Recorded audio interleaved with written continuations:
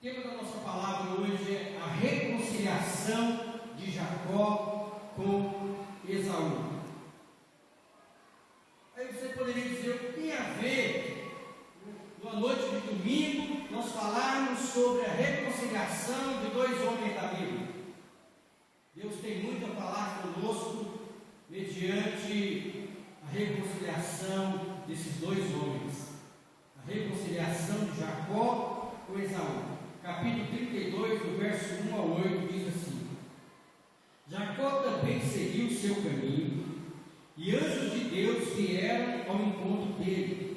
Quando Jacó os avistou, disse: Este é o exército de Deus. Por isso deu àquele lugar o nome de Maanaim.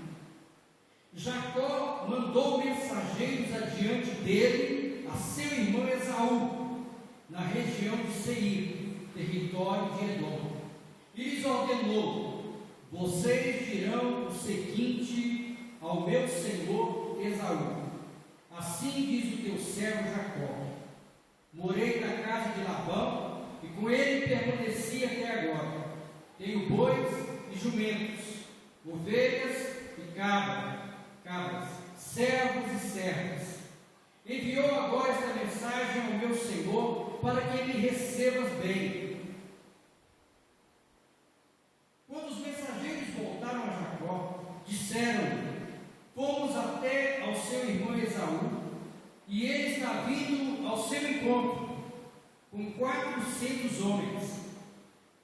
Jacó encheu-se de medo e foi tomado de angústia.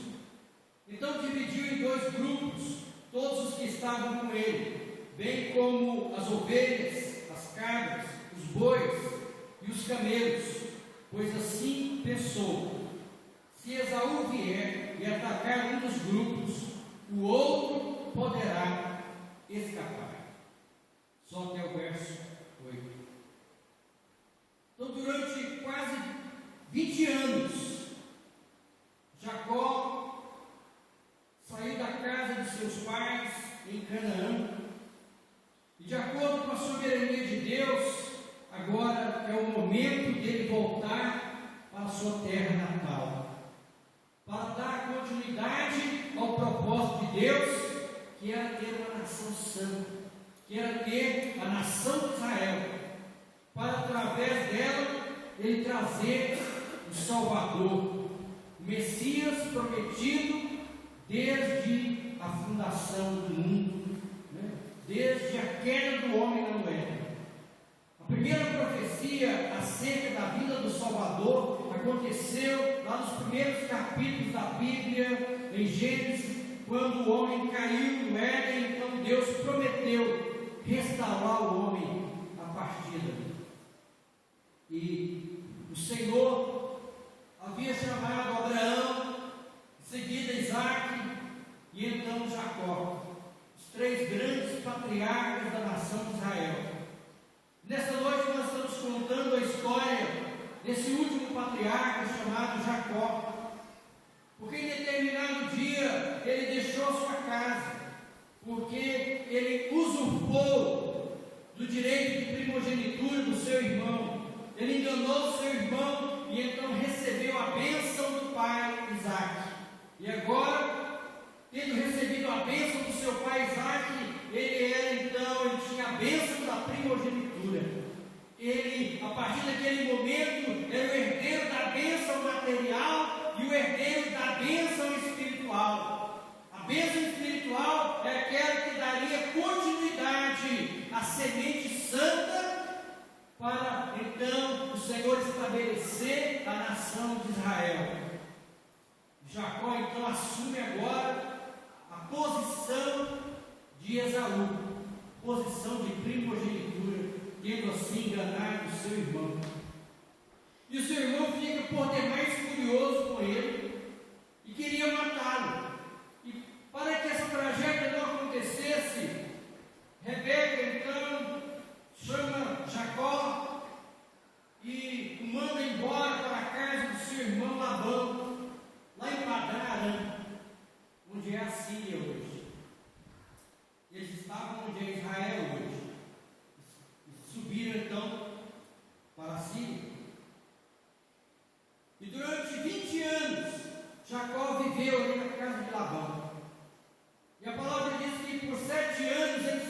Labão por Raquel. E não tendo recebido Raquel, recebeu Lia, porque o seu sogro enganou, então ele teve que trabalhar mais 7 anos por Raquel. E então ele ficou ali 14 anos trabalhando por Raquel. Recebeu Lia e Raquel como esposas. Depois que passou esse período, ele ficou mais 6 anos trabalhando pelo rebanho do seu sogro. Ele ganhava uma comissão pelo seu trabalho de todo o rebanho. E Deus o abençoou sobremaneira que ele multiplicou os rebanhos do seu sogro, de tal forma que o seu sogro se tornou riquíssimo. E ele, como teria e tinha participação no crescimento do rebanho, então ele ganhou parte daquela fortuna. E ele saiu de Padã Arã com parte da fortuna do seu sogro, que lhe era de direito por trabalho. No determinado dia, Deus viu que o seu sogro estava preocupado com Jacó, porque Jacó estava ficando riquíssimo. A porção que sobrava para Jacó o tornava um homem muito rico, e o seu sogro estava planejando,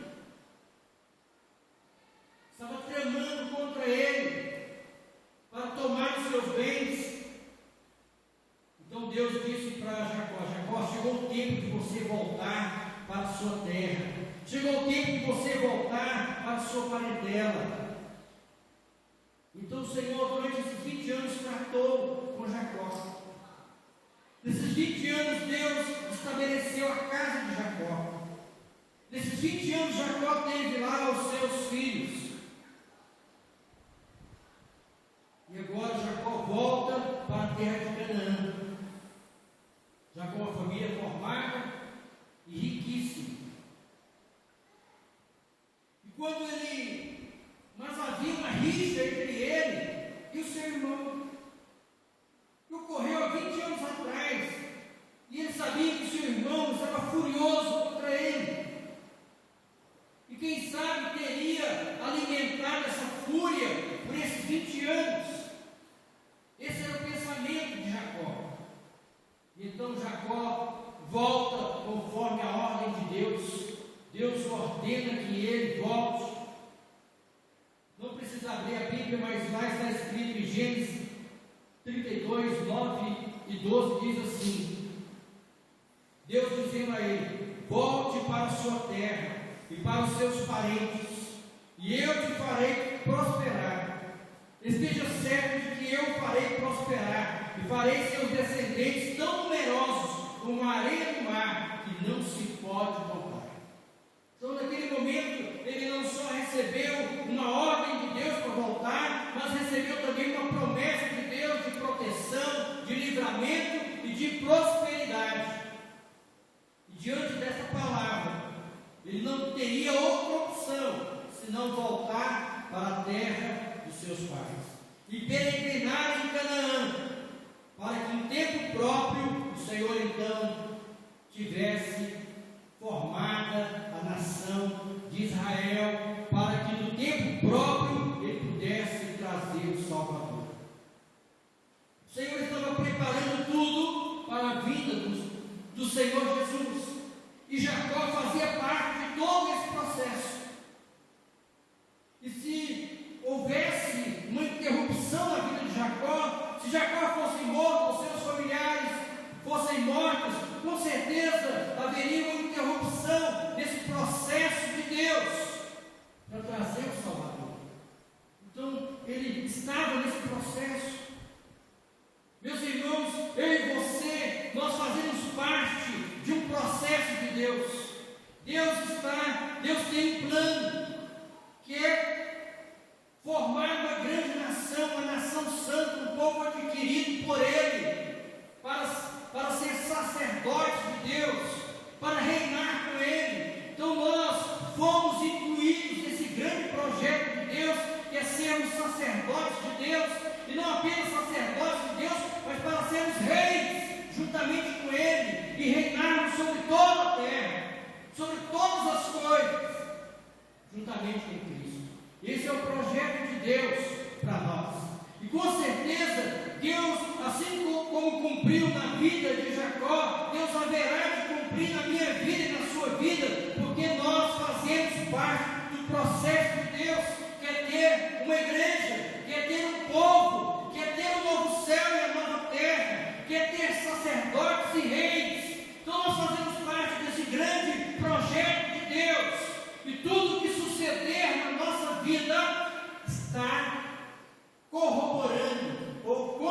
indo para o cumprimento do processo de Deus, ou do plano de Deus, para a igreja e para o seu reino eterno. Amém?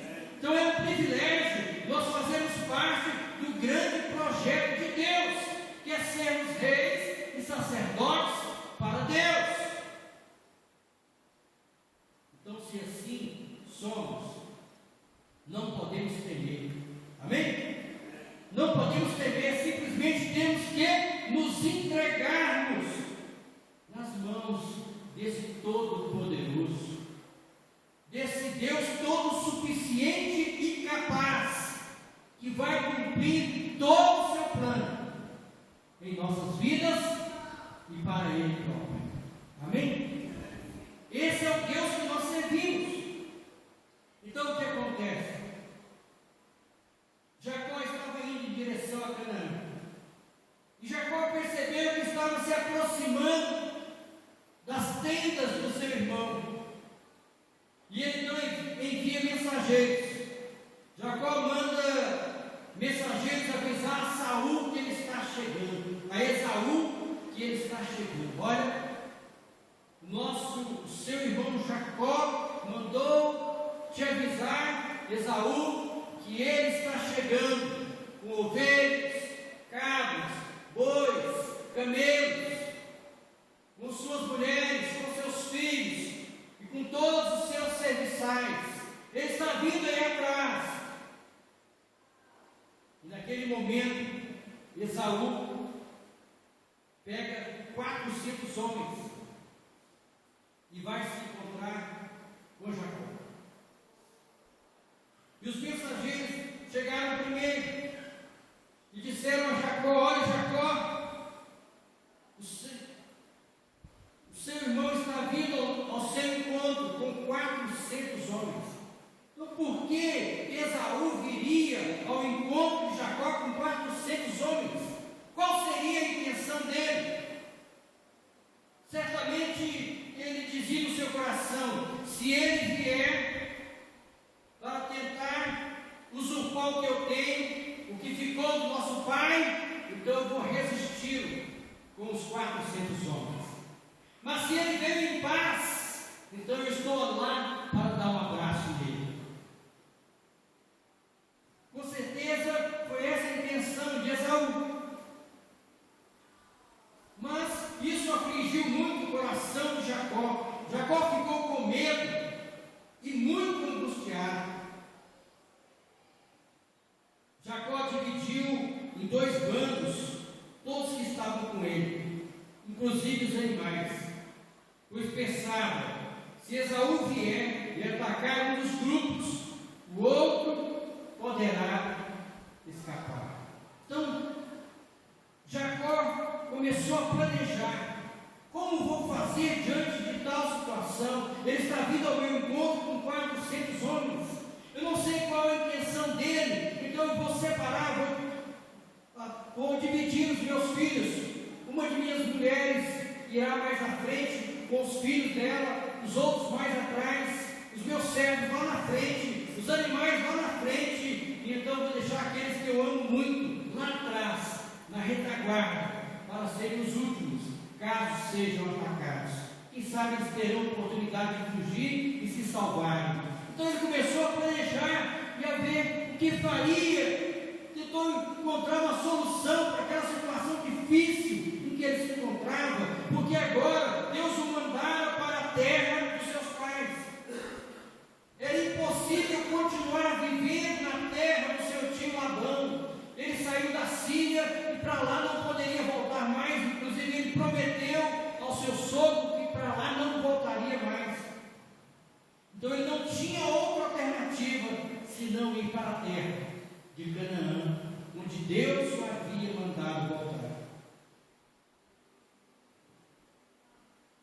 Mas por que Jacó temia tanto? Porque Jacó, no momento da sua mocidade, ele não teve um procedimento correto em relação ao seu irmão. Ele teve falhas, ele teve defeitos, ele usurpou, ele tomou o direito que era do seu irmão, ele foi desonesto para com o seu irmão,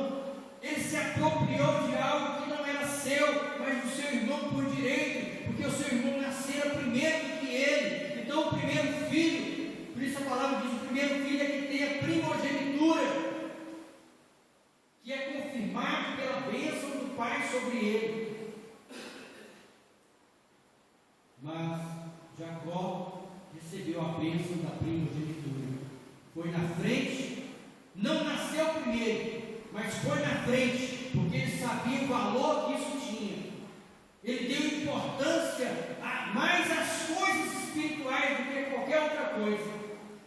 Porque ele queria a bênção do Pai sobre ele. Ele queria a bênção dos céus sobre a sua vida mais do que qualquer outra coisa.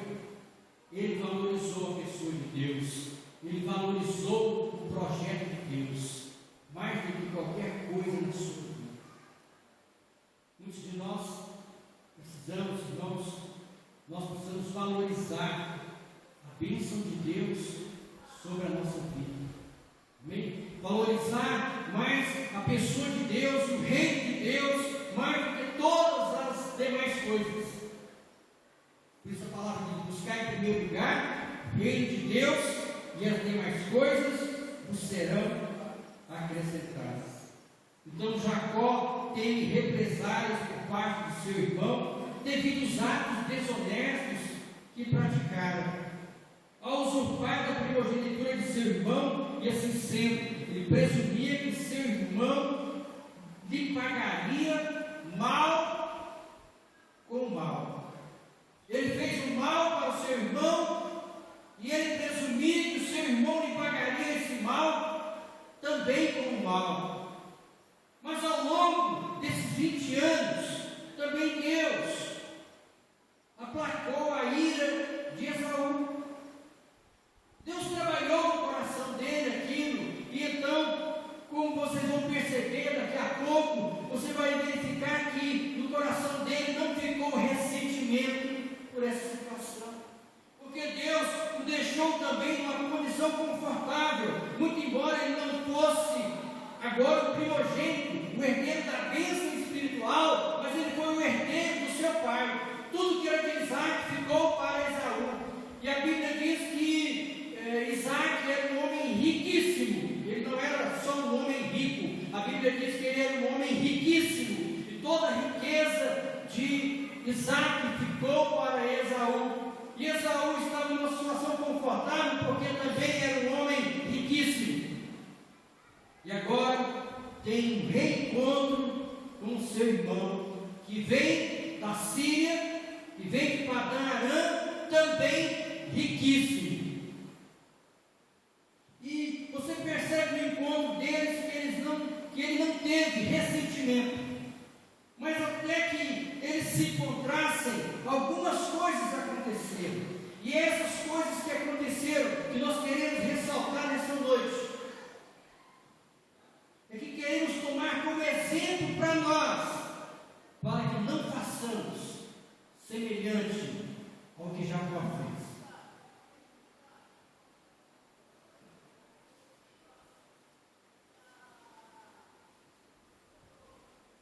Jacó ora suplicando o favor de Deus. Se você verificar em Gênesis 32, o texto que lemos aí, no versículo 11, diz assim: a oração de Jacó: livra-me, rogo-te, das mãos de meu irmão Esaú, porque tenho medo que ele venha nos atacar, tanto a mim como as mães e as crianças, pois tu me prometeste abençoar.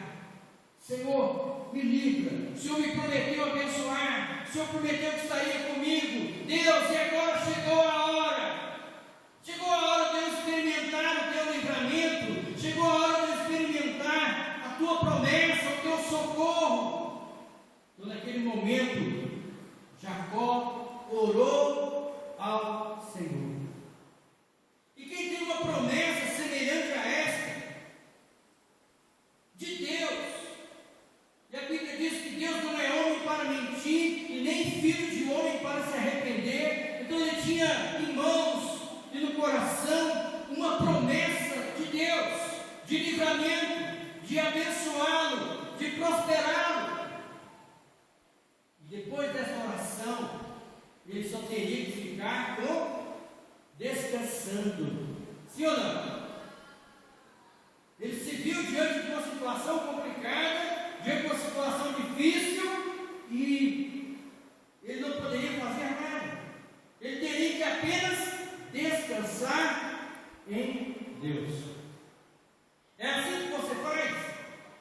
Quando você está numa situação difícil, quando você está numa situação problemática, quando você está numa situação que você não pode voltar e tem dificuldade de prosseguir, quando tudo está escuro ao seu redor, quando você não vê saída, quando você não vê solução, aí você ora e você fica apenas esperando. Você fica esperando. Você permanece confiando. Sim ou não? Eu acredito que não. Como muitas vezes na minha vida eu também não esperei. Mas, mesmo assim, o Senhor usa de misericórdia para conosco. E o Senhor nos ensina nessa lição que nós temos uma promessa de Deus para as nossas vidas. Estamos seguindo o projeto de Deus. Fazemos parte desse projeto de Deus. E Ele está cuidando de nós. E Ele está cuidando de nossas famílias. E Ele está cuidando de todas as coisas que nos diz respeito. Porque aquilo que nos diz respeito compromete o sucesso do plano dele. Se eu fracassar na minha vida, no meu ministério, na minha família, eu estarei prejudicando o plano de Deus. E Deus então não quer que eu fracasse. E Deus vai cooperar de todos os modos e meios para que jamais eu fraqueje. Naquilo que depende dele, ele me guardará. Naquilo que depende dele, ele me sustentará. Naquilo que depende dele, ele me proverá de todas as coisas. Naquilo que depende dele, ele me sustentará. E é assim com você também. Porque ele quer cumprir o plano dele na terra, no universo. Você faz parte desse plano. Ele está cuidando de você. Não é porque você é bonzinho, não é porque você exerce fé nele. Ele está cuidando de você porque você faz parte do plano dele. E se você faz parte desse plano, então ele precisa cuidar de você para preservar o seu plano dele e para que o plano dele chegue com sucesso ao final de tudo. Nós temos que ter essa consciência de vida cristã. Que não somos apenas crentes que servem a Deus, somos crentes que fazem parte do sonho de Deus, somos crentes que fazem parte do projeto de Deus, que é reinar sobre todas as nações conosco e nos tornar sacerdotes para Ele. Esse é o projeto dele. Nós temos que então nos encaixar nesse projeto, valorizar esse projeto, ter fé nesse projeto e entender que Ele está conosco.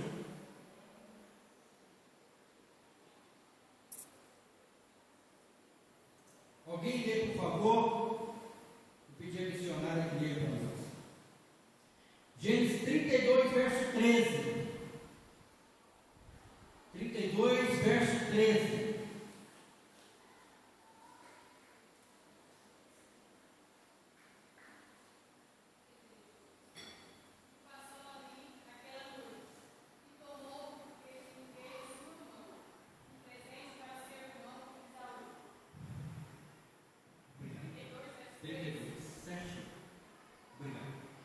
Então o que ele fez? Naquele dia ele orou, ele clamou ao Senhor.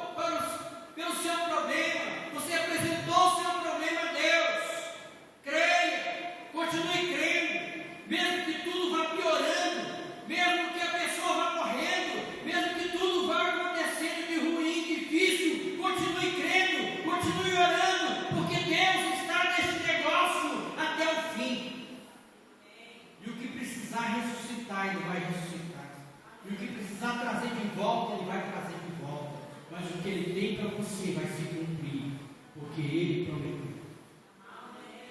Mas Jacó não continuou crendo, Jacó não continuou orando. Muitas vezes essa é a nossa dificuldade, muitas vezes esse é o nosso problema. Nós queremos dar uma ajuda para Deus, e quando o homem entra em ação, querendo dar uma ajudinha para Deus, querendo dar uma empurradinha na situação, querendo criar uma solução para aquela situação, ele cria um grande problema para si próprio. E foi o que aconteceu com Jacó. Ele criou um problema para ele. Ele se empobreceu um pouquinho mais. Ele ficou um pouquinho mais pobre. A promessa de Deus era abençoá-lo. A promessa de Deus era prosperá-lo e não fazer com que ele perdesse qualquer coisa. Prosperar significa avançar mais, ir mais para frente, ampliar as suas tendas, ampliar os seus celeiros. Mas aqui nós vemos uma situação negativa, porque Jacó nesse momento, ele quis dar uma empurradinha, ele quis ajudar Deus, como se Deus precisasse da nossa ajuda, como se Deus precisasse da ajuda dele. Não queira, irmão, ajudar a Deus em situação nenhuma que você esteja passando. Ele é o seu Deus, Ele é o seu Senhor, Ele é soberano, Ele é todo poderoso, Ele é onisciente, Ele conhece todas as coisas, e a Bíblia diz que Ele é o Jeová Jireh, Ele é o Deus que nos provê de todas as coisas. Nós temos que tão somente crer, confiar e continuar crendo e continuar confiando que Ele haverá de nos suprir. Quando Ele para, Ele tem seus motivos para parar. Quando Deus silencia, Ele está trabalhando muito mais por nós. Ele está tão ocupado trabalhando por você que Ele não tem tempo de conversar um pouquinho com você. Por isso Ele se silenciou, porque Ele está trabalhando intensamente por você. Às vezes quando Deus se cala para comigo, às vezes quando eu me sinto sozinho. Quem já se sentiu assim? Todo mundo. Todo mundo. É porque Deus está trabalhando intensamente para nós. Nós temos que encarar pela fé dessa forma, porque isso está provado e comprovado na Bíblia. Jacó então criou um plano. Eu vou ler para você o plano de Jacó. Ele falou: sabe uma coisa? Eu vou ganhar o coração do meu irmão, porque presente compra as pessoas. Se ele está com raiva de mim, mas eu dou um presente para ele, aí ele fica constrangido, o coração dele derrete, ele logo se esquece do mal que eu lhe fiz. É assim ou não é? É igual aqueles pais que desce o chinelo do filho, depois fica com dó e vai lá e compra um presente para ele esquecer do chinelo, esquecer do couro, da tortura que ele passou. Né? Então, o presente às vezes compra o sentimento das pessoas. E Jacó então teve esse plano, mas Deus não estava nisso. Deus disse a ele que lhe daria livramento, que o abençoaria. Aí ele então faz um plano, ele acorda com um plano. Ele parou de orar. Ou se ele continuou orando, porque a Bíblia não diz que ele continuou orando, a Bíblia diz que ele teve um plano, e ele começou a arquitetar o seu plano. E ele começou a pôr em prática o seu plano. A Bíblia não diz que ele continuou orando. E o plano dele foi preparar um presente para o seu irmão. Aí ele preparou 200 cabras, 20 cabritos, 200 ovelhas, 20 carneiros, 30 camelas paridas. Camela, mulher do camelo. Todas paridas.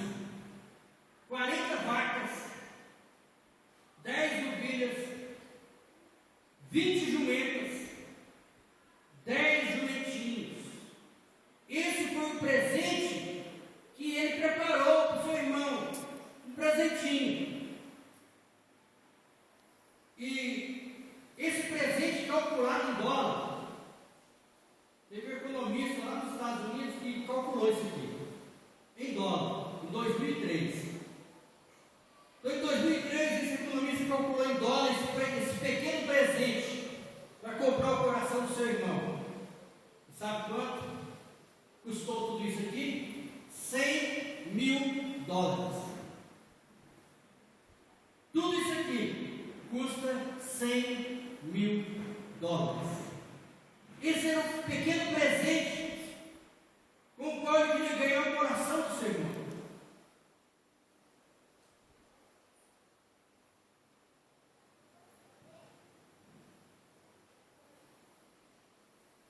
Quando o homem para de orar e ele começa a fazer planos,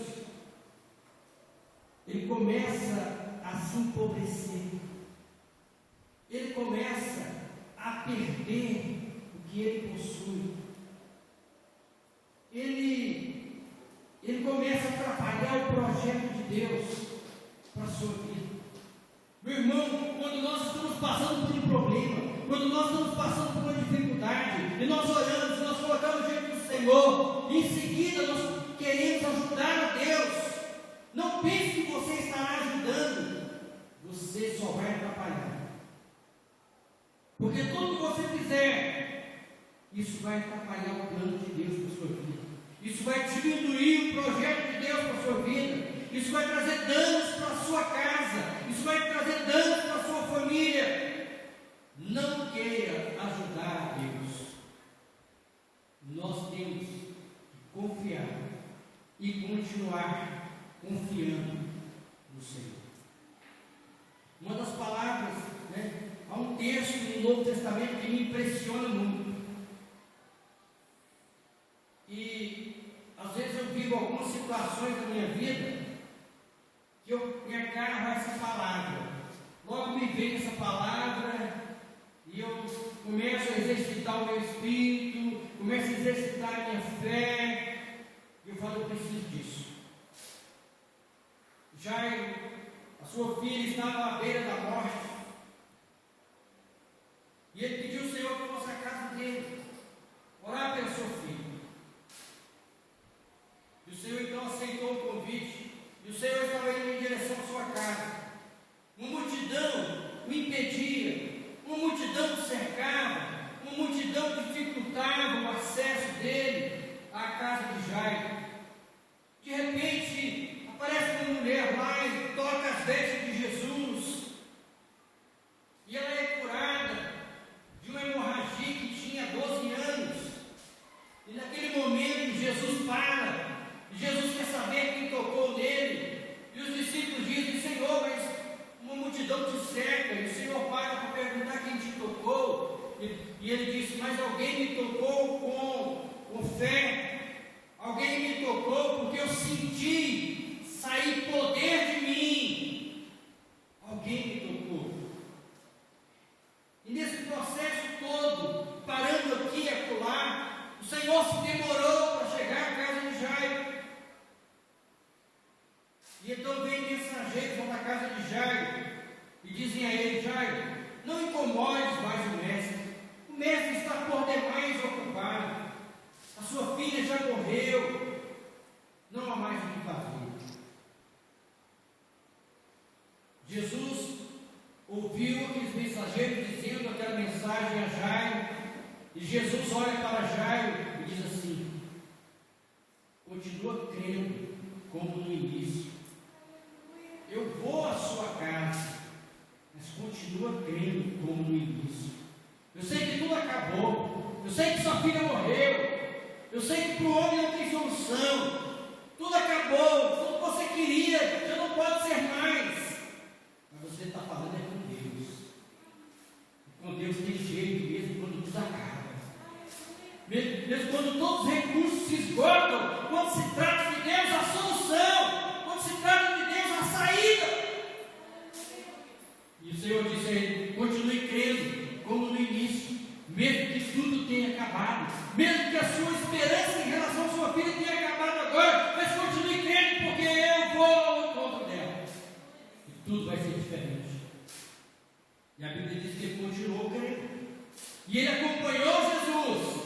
E Jesus foi indo, mesmo com dificuldade, em meio à multidão, até que ele chegou à casa de Jairo e ressuscitou a filha de Jairo. Então, quando se trata de Deus, tem solução para a minha vida, tem solução para a sua vida, tem saída, mesmo quando tudo se acaba, tem uma saída, e Deus tem a saída na sua mão. Só Ele tem. Não quer dar uma ajudinha para Deus, não adianta correr lá e dar um chazinho para a filha dele, né? Quando Jesus vem, olha, eu vou te dar um chazinho, quem sabe você melhora e consegue aguentar até ele chegar. Você tem que ficar ali ao lado dele, andando com ele, confiando nele, esperando nele, porque quem vai fazer o milagre não é você. Você não pode ajudar em nada, só ele pode fazer o milagre na sua vida. Amém?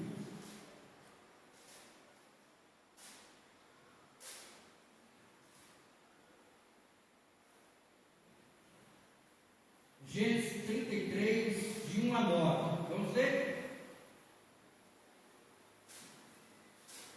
Eu estou terminando. 33, de 1 a 9. Abre aí. Gênesis 33, de 1 a 9. Vamos ler. Quando Jacó olhou e viu que Esaú estava se aproximando de 400 homens, dividiu as crianças entre Lia, Raquel e as duas servas. Colocou as servas e os seus filhos à frente, Lia e seus filhos depois, e Raquel com José por último. Ele mesmo passou à frente, e ao aproximar-se do seu irmão, curvou-se até o chão 7 vezes. Mas Esaú correu ao encontro de Jacó e abraçou-se ao seu pescoço e o beijou. Mas Esaú correu ao encontro de Jacó e abraçou-se ao seu pescoço e o beijou. E eles choraram. Então Esaú ergueu o olhar e viu as mulheres e as crianças e perguntou: quem são estes? Jacó respondeu: são os filhos que Deus concedeu ao teu servo. Então as servas e os seus filhos se aproximaram e se curvaram. Depois Lia e os seus filhos vieram e se curvaram. Por último chegaram José e Raquel e também se curvaram. E Esaú perguntou: o que você pretende com todos os rebanhos que encontrei pelo caminho? Olha só a pergunta dele. O que você pretende com todos os rebanhos que encontrei pelo caminho? Aí ele diz: ser bem recebido por ti, meu senhor, respondeu Jacó. Disse, porém, Esaú: eu já tenho muito, meu irmão, eu já tenho muito, guarde para você o que é seu. Mas Jacó insistiu: não, se te agradaste de mim, aceita este presente de minha parte, porque ver a tua face é como contemplar a face de Deus. Além disso, tu me recebeste tão bem. Aceita, pois, o presente que te foi trazido, pois Deus tem sido favorável para comigo, e eu já tenho tudo que necessito. Jacó tanto insistiu que Esaú acabou aceitando. Jacó tanto insistiu que Esaú acabou aceitando. Então você veja o final dessa história. Deus já havia preparado o coração de Esaú para receber o seu irmão.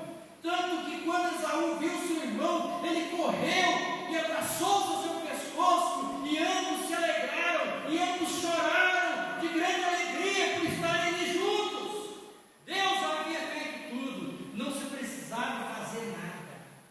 Ele não precisava dar aquele presente de $100.000 para o seu irmão, tanto que o seu irmão não queria, e disse que tinha muito, não precisava daquilo, mas por tanta insistência dele, ele teve que receber aquilo, e Jacó, ele se empobreceu com isso, quer dizer, ele ficou menos rico, porque perdera parte da sua fortuna, $100.000 ficou para trás, porque ele tentou dar um jeitinho, achando que ele poderia fazer algo por Deus, né? Achando que ele poderia ajudar a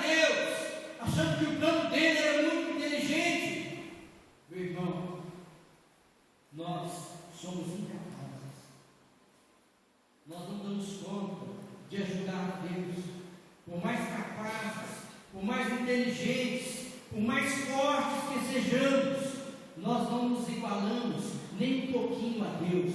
Ele sabe o que fazer, como fazer, onde fazer. Amém? Ele é soberano e Ele sabe conduzir a nossa história. Deus então Ele quer conduzir a sua história, mas você precisa descansar nele. Descansa no Senhor, espera nele, e o mais, tudo Ele fará, diz a palavra. Amados irmãos, nós somos igreja, nós professamos a fé em Jesus Cristo, mas nós temos que ganhar a realidade do Evangelho. Nós não podemos ser pessoas que apenas ouvem a palavra, não podemos ser pessoas que apenas entendem as mensagens. Precisamos ser pessoas que vivem, que fazem da palavra o seu viver e a sua realidade diária. Para que você possa cooperar com Deus, você precisa crer nele. Amém? Quer cooperar com Deus? Creia nele. Quer continuar cooperando com Deus? Espere nele, confia nele, dependa dele, exclusivamente, tudo nele. Você terá o que você precisa. Essa palavra tão imensa,